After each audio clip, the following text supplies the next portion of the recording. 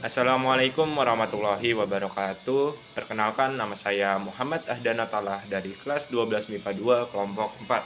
Di sini saya akan membahas pemerintahan Megawati sebagai Presiden Indonesia. Yang pertama adalah biografinya.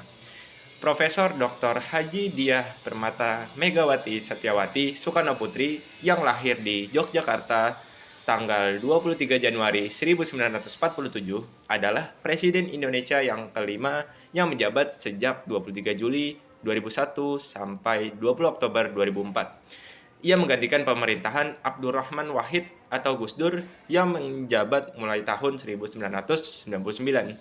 Ia merupakan Presiden wanita Indonesia pertama dan putri dari Presiden Indonesia pertama Soekarno yang kemudian mengikuti jejak ayahnya menjadi Presiden Indonesia. Pada tanggal 20 September 2004, ia kalah suara dari Susilo Bambang Yudhoyono dalam pemilu Presiden 2004 putaran yang kedua. Megawati kuliah di Universitas Padjadjaran di Bandung untuk belajar pertanian, tetapi keluar pada tahun 1967 untuk bersama ayahnya setelah kejatuhannya. Pada tahun 1970, ayahnya meninggal dunia. Megawati pergi ke Universitas Indonesia untuk belajar psikologi, tetapi keluar setelah 2 tahun. Pada pemilihan presiden tahun 1999, Gus Dur dari PKB terpilih menjadi presiden, sedangkan Megawati menjadi wakilnya. Megawati memperoleh 313 suara dalam sidang umum MPR, berada di bawah Gus Dur yang memperoleh 373 suara. Kepemimpinan Gus Dur tidak berlangsung lama. Pada tahun 2001 terjadi pergolakan politik. Gus Dur pada masa itu hendak mengeluarkan dekret membubarkan DPR dan MPR. Mahkamah Agung menilai tindakan tersebut bertentangan dengan hukum, sehingga memakzulkan kepemimpinannya.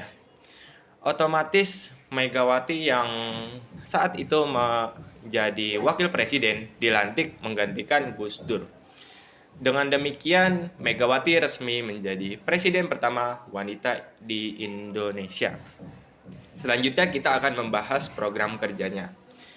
Program kerja Presiden Megawati dalam Kabinet Gotong Royong fokus pada yang pertama adalah lanjutkan reformasi dan demokratisasi dengan peningkatan penghormatan HAM. Yang kedua adalah normalisasi ekonomi dan penguatan ekonomi rakyat. Yang ketiga, jalankan politik luar negeri bebas dan aktif. Yang ketiga, kita akan membahas konfliknya. Konflik di bawah masa pemerintahan Megawati. Satu hal yang paling kita ingat oleh masyarakat Indonesia jika berbicara tentang era kepemimpinan Presiden Megawati adalah saat keputusannya untuk menjual perusahaan BUMN yaitu Indosat. Keputusan divestasi tersebut dibinakan oleh perusahaan asal negara tetangga yaitu Singapura yang bernama perusahaannya adalah Singapore Technology Telemedia.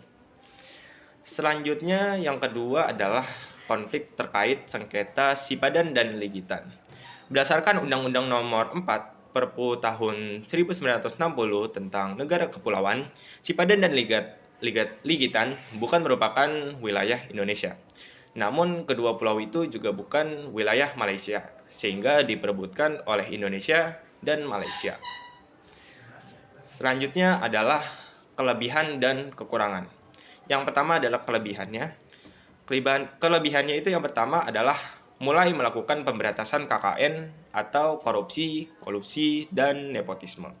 Yang kedua adalah berhasil menyehatkan perbankan nasional yang kolaps setelah krisis ekonomi pada tahun 1998. Yang ketiga, berhasil mengeluarkan Indonesia dari IMF pada tahun 2003. Yang selanjutnya adalah kekurangan yang saya tahu adalah yang pertama itu adalah dianggap gagal melaksanakan agenda reformasi dan tidak mampu mengatasi krisis bangsa. Itu yang saya tahu. Baik, mungkin kurang lebihnya mohon maaf. Terima kasih. Wassalamualaikum warahmatullahi wabarakatuh.